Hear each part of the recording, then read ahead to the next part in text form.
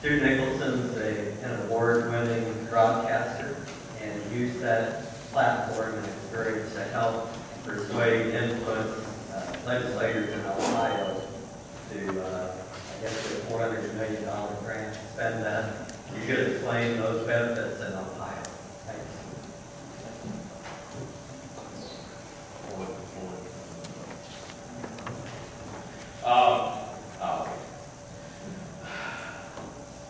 I'm actually a little dismayed that neither Rick nor my friend Derek James from Amtrak mentioned one of the best things about traveling is by passenger rail. And I found that out this morning on 2 short-haul flights from Columbus, Ohio to get here. You don't have to take your shoes off. You don't have to remove your phone. You don't have to empty your pockets. You don't have to stand on a little platform where your feet two painted footprints and pirouettes.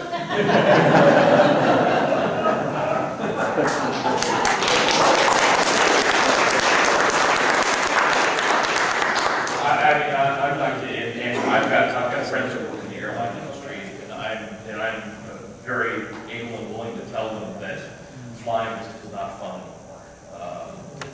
It's certainly necessary if you're in a hurry. If you're traveling overseas, it's absolutely necessary because we haven't built the transatlantic tunnel yet, or the Trans-Pacific, but it's like a cattle car with wings, and that's even without the influence of the TSA. But I digress. What I want to come to you today and talk to you is that Ohio did indeed get $400,000 from the Federal Railroad Administration to advance a startup passenger rail corridor in the state of Ohio. And I want to show you briefly what we've accomplished so far. That's what we could have possibly had. This is what we have. This is what we have. This, if you go into that picture, and if you are headed north out of Columbus towards Cleveland, about 125 miles away, that same rail is about maybe a quarter mile from where I live in Columbus. I was really looking forward to seeing trains come through Columbus for the first time since 1978. Didn't happen. We had, and for reasons, it wasn't particularly a dislike of passenger rail on the part of the public or anybody. As a matter of fact, we had great public support. What we had happened was an election year. We went from a governor that was very supportive of passenger rail to a governor who said, this thing's dead when I become governor, I'm going to kill it, it's over, it's done. He got elected. The money got sent back to Washington. In fairness, that money got redistributed to a lot of other states. Michigan, Maine, I think even Missouri might have gotten a few dollars that were originally destined for Ohio, and frankly, more power to them. That's great, because we've got a lot of other states that are approaching this. But what I wanted to really talk about today was kind of, if we've all been up here preaching to the choir, and you are the choir, I want the choir to go home armed with some good information here, because you've got people in your circles, you've got friends, you've got people of influence. So I want you to think very long and hard about the messaging you use and what some of the things you can expect to happen, and maybe hopefully be able to deal with that. First off, you need to frame the issue before the critics or the media frame it for you. You want to focus the issue early and consistently on transportation choice and its benefits. You've heard a lot of speakers up here today talk about creating more options for older Americans, for younger Americans, for the rest of us. Being able to, and this is particularly important with $4 a gallon gasoline. We want to broaden the transportation options. We want to make sure that whatever benefits you cite are backed up by solid, credible evidence. Look for the examples. Look for the things around. Look for the states where it's succeeding. Missouri, certainly. Maine, absolutely. Illinois, absolutely. Look around to the states where it's working. In Ohio, we were very hesitant to look at things like Amtrak's Northeast Corridor between Boston, New York, and Washington, because it's really kind of, unfortunately at this point, a little bit untypical of the rest of the nation. That's changing. Thankfully, a lot to the efforts of my friend Rick down in the dais. But we wanted to try and put it in real world context. It does not hurt if you are working on, whether you're working on a statewide passenger rail plan or if you're just working on a plan to create a development center around the train station. We've had a number of speakers talk about the restored train station. We're sitting with one right now. Get an economic impact study done. Do a full board economic impact study, and then find the most conservative set of economists you can find to validate your methodology and your findings. We did that in Ohio. It was amazing. We had not only come up with good evidence that passenger rail works, but we had probably the most conservative set of economists from the University of Dayton take a look at the plan, and they said, and one of them, by the way, was they noted passenger rail critical. But they took a look at the plan, and their team basically said, it makes sense, it works, if you approach it fully and robustly. If you piecemeal it, they said, they just couldn't see it work. Define your terms. Define your terms. Don't call it high-speed rail unless you are actually going to be doing high-speed rail in the sense of the high-speed rail that Rick was showing in Europe, Asia, places like that. If it's going to be conventional speed rail, which is 79 miles an hour, or higher speed rail, 110 mile an hour plus, say so. Be exact about the speeds that you're talking about, and explain how you intend to achieve it. We were starting it. That's where the starting point we were at in Ohio. We were starting at 79 mile an hour, with the intent of going up to 110 mile an hour, with the intent of going on other corridors and develop them as well. But be very, very clear on your terms. Don't be afraid of the critics.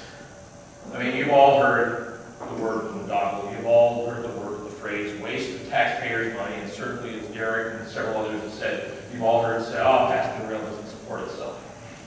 Be ready to respond quickly to any, because you're going to have half-truths and rumors that are going to be thrown at you in the media and at public meetings. Be solid in your evidence. Be exact in what you're saying. Be credible and responsible in who you have speaking for you. I will give you a really good example of this, believe it or not, in Ohio. And somebody had mentioned the downtown streetcar for Kansas City is being looked at. Cincinnati is building a downtown streetcar system.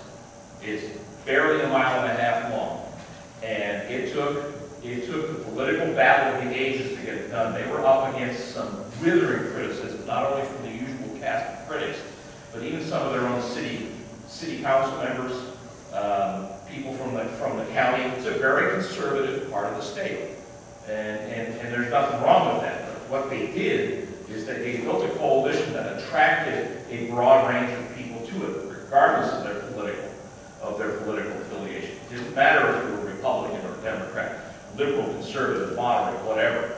They approached it from the standpoint of, hey, transportation benefits us all. And they were reasonable in their approach, and what they achieved in the process was to make the opposition look foolish. Twice it came to a vote in Kansas City, in Cincinnati. They voted twice. Again, very stiff opposition. But the people who backed the streetcar came out on top in both cases. In both cases. And they have broken ground. About a month ago, they're doing the work, they're getting it done. And I guarantee you, once that first line gets in, the clamor will begin for more. Do your homework on the opposition. Who are they? Who funds them? Know your enemy, know your critics, know who they are. There are hired guns that will gladly come in from well out of state, like Randall O'Toole or Wendell Cox. And they're well funded by interests that don't want to see passenger rail happen. And they are more than happy to provide information to anything or entity that describes themselves as a think tank.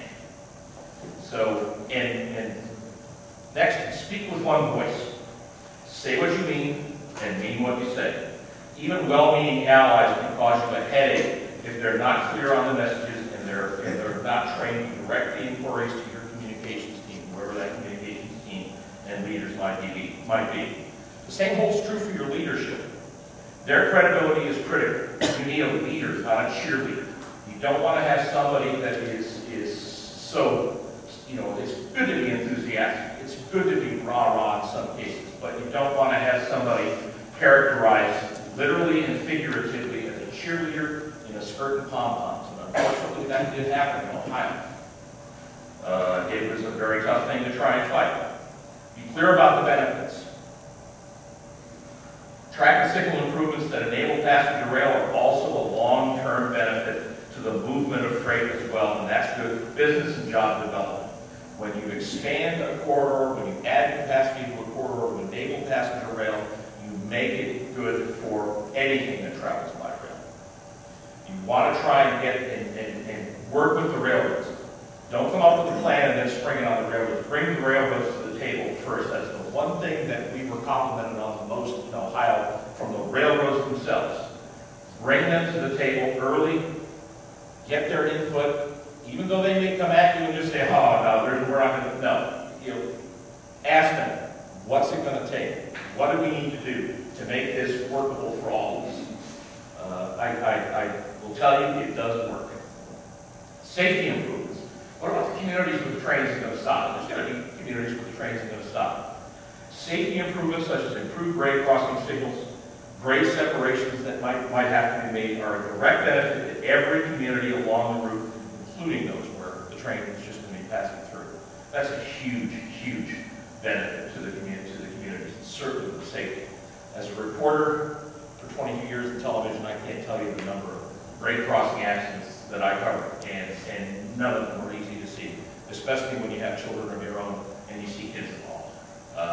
The safer you can make those crossings, the better. And that, again, is a benefit of investing in this infrastructure to enable passenger rail. Don't overpromise or build unrealistic expectations. It gives critics an opening, because if you overpromise, the moment you start to step back from something, they're going to nail it. I guarantee you they're going to nail it.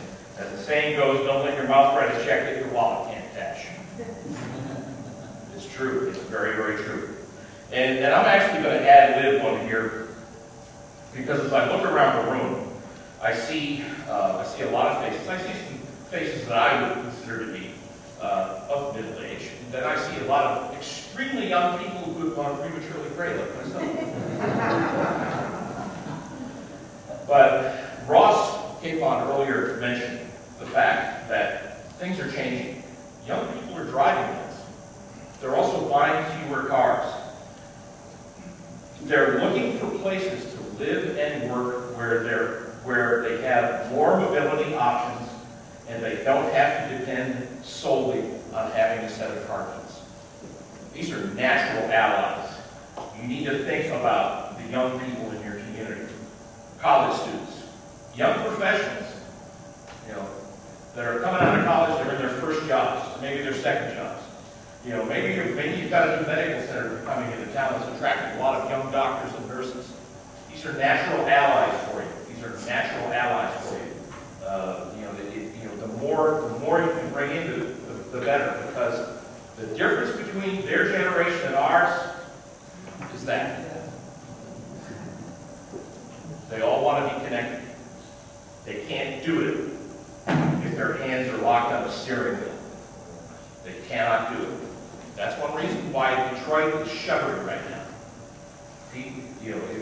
They are buying fewer cars. That hurts Detroit. People in general don't want to pay $4 a gallon gas. They want an option. Young people want to be connected, in addition to not paying $4. So anyways, I really wanted to leave you with some of these messages to bring back and build a network in your own communities, because it's very, very important. I applaud you for what you're doing in Kansas.